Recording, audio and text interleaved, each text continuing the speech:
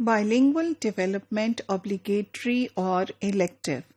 Another distinction that has been made in bilingualism is whether bilingualism has been out of choice or has it been obligatory, that is, there has been no choice and people learning different languages have been obligated to learn those languages. Now, coming to bilingual development as a choice. So, when we choose to learn a language at a language center, or when choices are given to us to learn one language or the other language at the schools or the universities at which we study or our children study, then this is seen as an elite bilingualism or elective bilingualism.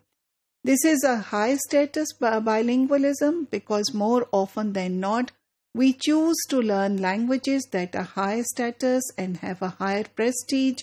And then again, it is not every school or everyone who can afford to learn those languages. Only people with certain resources, material and cultural and economic can access those languages. So that is why called elective or elite bilingualism, as Fishman puts it.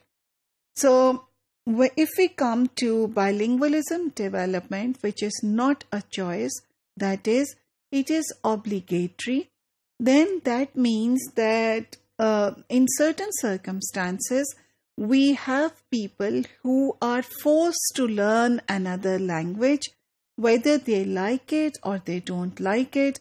And this is a situation where they might be immigrants.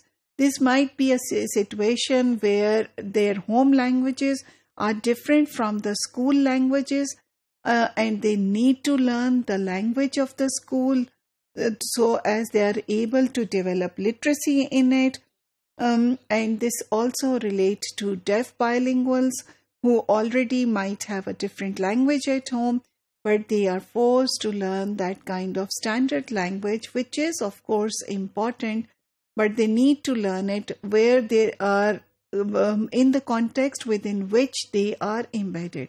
So if a deaf bilingual moves on to another country, that person is sort of obligated to learn that language of that country, whether it be a sign language or the written or writing or any other oral language that is being used in the given context within which that person wants to participate.